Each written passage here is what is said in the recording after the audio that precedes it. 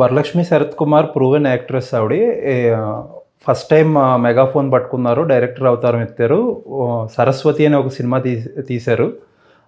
ఈ cinema ETV Win post theatrical release rights తీసుకుంది. ETV Win అనేటప్పటికి ఒక చిన్న గుడ్ విల్ ఉంటుంది మార్కెట్లో. సో అలాగే ఈ సినిమా కూడా ఒక గుడ్ విల్గా స్టార్ట్ అయింది. ట్రైలర్ చూస్తే ఒక అమ్మాయి మిస్సింగ్ కేసు అన్నట్టు టోటల్గా డ్రైవ్ కనిపిస్తుంది. వరలక్ష్మి శరత్ కుమార్ గారు కానీ ప్రియమణి గారు కానీ ఇద్దరు కూడా ఒక మిస్సింగ్ గర్ల్ గురించి వెతుకుతూ ఉంటారు. సో ఆ రకంగా ట్రైలర్ కట్ చేశారు. ట్రైలర్ చూసి ఆవిడ మీద జనాలకి ఏ రకమైన ఇంప్రెషన్ వచ్చిందో తెలియదు, కానీ ఒక్కసారి సినిమా చూస్తే అది డిఫరెంట్ ఒపీనియన్గా కన్వర్ట్ అయ్యే అవకాశం ఉంది. ఎందుకంటే ట్రైలర్లో చూపించని టచ్ చేయని పాయింట్ ఒకటి ఇందులో కనిపిస్తుంది. ఈ సినిమాలో ఆ పాయింట్ రివీల్ చేస్తే మేజర్గా ట్విస్ట్ అనేది రివీల్ అవుతుంది. కాబట్టి యాజ్ మచ్ యాజ్ పాసిబుల్ ఆ స్పాయిలర్ అవాయిడ్ చేయడానికి ట్రై చేస్తున్నా. ఒక సొసైటీలో ఒక బర్నింగ్ టాపిక్, ఒక మాట్లాడుకోవాల్సిన విషయాన్ని దీన్ని టచ్ చేస్తా ఒక పాయింట్ రేస్ చేశారు ఆవిడ. ఫస్ట్ హాఫ్ విషయానికి వచ్చేటప్పటికి సినిమాలో ఒక రెగ్యులర్ ఒక కోర్ట్ రూమ్ డ్రామా నడుస్తూ ఉంటుంది. రెగ్యులర్ ఇంటర్వెల్స్లో చిన్న చిన్న ట్విస్ట్లు నడుస్తూ ఉంటాయి. ఎస్పెషల్లీ ఇంటర్వెల్లో ఒక ట్విస్ట్ వచ్చేది చాలా చాలా బాగా ల్యాండ్ అవుతుంది. ఆ ట్విస్ట్ వల్ల కథ మొత్తం టర్న్ అవుతుంది. ఆ టర్న్ అయ్యేటప్పటికి ఏంటంటే సెకండ్ హాఫ్లో వచ్చే ఏదైతే ఫ్లాష్ బ్యాక్ ఎపిసోడ్ ఉందో ఆ ఫ్లాష్ బ్యాక్ ఎపిసోడ్ చాలా బాగా వర్క్ అవుతుంది. ఫస్ట్ హాఫ్లోని సెకండ్ హాఫ్లోని ఇప్పుడు నేను ఏదైతే ఇష్యూ రివీల్ చేయలేదు అని చెప్పానో దానికి సంబంధించిన 2 బ్లాక్స్ ఉంటాయి. ఆ 2 బ్లాక్స్ కూడా చాలా అంటే చాలా హార్డ్ హిట్టింగ్గా ల్యాండ్ అవుతాయి. ఆ సినిమాకి ఆ 2 బ్లాక్లు హార్ట్ అనే చెప్పుకోవచ్చు. అండ్ సెకండ్ హాఫ్లో ఫ్లాష్ బ్యాక్ వర్కౌట్ అయ్యాక మీకు వచ్చే ఒక కోర్ట్ రూమ్ డ్రామా ఉంటుంది. ఆ court room drama slightly predictable ఉంటుంది, బట్ స్టిల్ పెద్ద ప్రాబ్లమాటిక్ అయితే కాదు. అండ్ లాస్ట్లో వచ్చే పే ఆఫ్ అయితే ఏదైతే ఉంటుందో అగైన్ ఒక చిన్న ట్విస్ట్ పెట్టి ఆ పే ఆఫ్ డీల్ చేశారు. ఆ పే ఆఫ్ కూడా బాగా కుదిరిందని చెప్పుకోవాలి. అండ్ సినిమా మైనస్లకు వస్తే రెగ్యులర్గా ట్విస్ట్లు ఉన్నా సరే ఆ ట్విస్టుల మధ్యలో వచ్చే బ్లాకులు అక్కడక్కడ ప్రెడిక్టబుల్గా అనిపిస్తాయి, మనకి ఈజీగా గెస్ చేసేలా ఉంటాయి. అట్ ది సేమ్ టైమ్ ఆ ట్విస్ట్ వచ్చినప్పుడు మనం సర్ప్రైజ్ అవుతూ ఉంటాం. Maybe that is the beauty of this film. But major complaint వచ్చి సినిమా షార్ట్ రన్ టైం అయినా సరే అక్కడక్కడ మనకి డ్రాగ్ చేసినట్టుగా కనపడుతుంది. అండ్ ఫస్ట్ హాఫ్లో అలా అని చెప్పి పెద్ద వేస్ట్ సీన్లు అలాంటివి ఏమీ పెద్దగా కనిపించవు. మూడు సాంగ్స్ ఉన్నాయి. అందులో 2 పాటలు సిచ్యువేషనల్గా ఉంటాయి. అవి కూడా ప్రాబ్లమాటిక్ అని అనలేము, కానీ ఇంకొంచెం ఫాస్ట్గా ట్రిమ్ చేసి ఉంటే ఇంకా బెటర్గా రన్ అయ్యేదేమో స్టోరీ. అండ్ జీవాకి వరలక్ష్మి గారికి వచ్చే పాట ఒకటి ఉంటుంది, అది అయితే ప్రొసీడింగ్స్ని కంప్లీట్గా డీరేల్ చేస్తూ ఉంటుంది.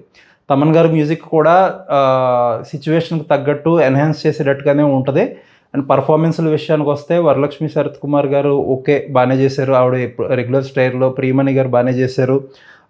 More or like extended cameo అనే చెప్పుకోవచ్చు ఆవిడది. ప్రకాష్ రాజ్ గారు ఫుల్ లెంత్ క్యారెక్టర్ ఆయన పర్ఫెక్ట్గా చేశారని చెప్పుకోవచ్చు. రాధిక గారి చిన్న క్యారెక్టర్ ఆవిడ పాత్ర పరిధి మేరకు బాగానే చేశారు. రావు రమేష్ గారు జడ్జి పాత్ర కింద కనిపిస్తారు.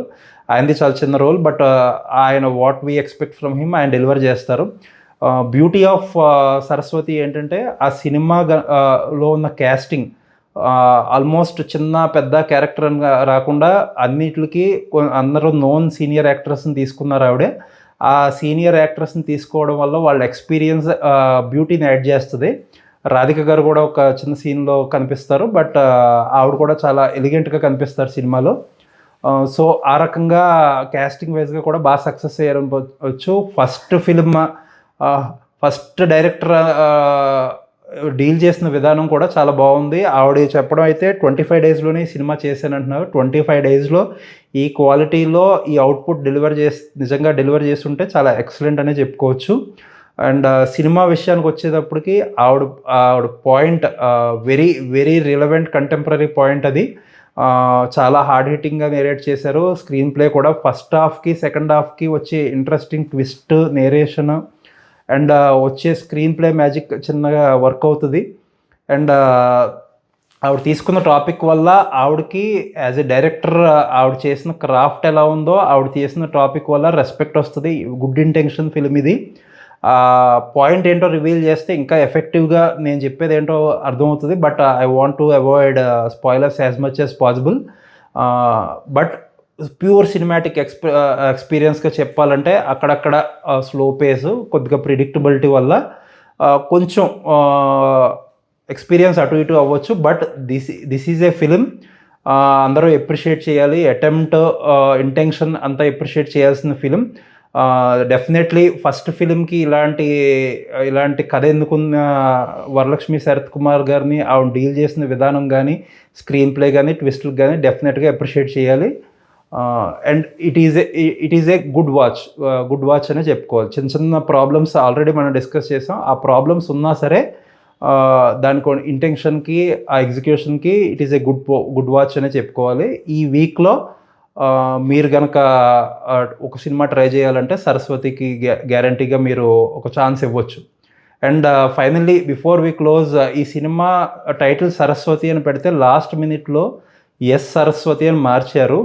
ఎందుకు మార్చారు అనేది 2 డిఫరెంట్ వెర్షన్స్ వచ్చింది. ఒక లీగల్ ఇష్యూ వల్ల మార్చాల్సి వచ్చింది అన్నారు. ఒకవేళ ఇన్ కేస్ అదే అయితే కనుక వెల్ అండ్ గుడ్. బట్ మార్కెట్లో ఇంకొక వెర్షన్ కూడా ఉంది. సరస్వతి అనేది దేవుడి పేరు కాబట్టి సెన్సార్ బోర్డ్ అవాయిడ్ చేయమందని కూడా ఒక మాట వచ్చింది. ఒకవేళ నిజంగా ఆ కారణంగానే సినిమా టైటిల్ మార్చాల్సిన పరిస్థితి వస్తే కనుక షేమ్ ఆన్ సెన్సార్ బోర్డ్ అని చెప్పుకోవచ్చు. ఎందుకంటే ఇలాంటి గుడ్ ఇంటెన్షన్ ఫిలిమ్స్, ఇంత మంచి మెసేజ్ ఉన్న ఫిలిమ్స్ కూడా దేవుడి పేర్లు పెట్టకూడదు అనేది అంటే చాలా నేరో మైండెడ్ థింకింగ్ అనే చెప్పుకోవాలి. ఒకవేళ ఇన్ కేస్ అదే అయితే నేను ముందుగా చెప్పినట్టు shame on censor board. Finally Varalakshmi Sarath Kumar గారిని డెఫినెట్గా అప్రిషియేట్ చేసే సినిమా. ఈ సినిమా బాక్స్ ఆఫీస్ పరంగా ఎలా పర్ఫామ్ చేస్తుంది అనేది మండే మాట్లాడుకుందాం.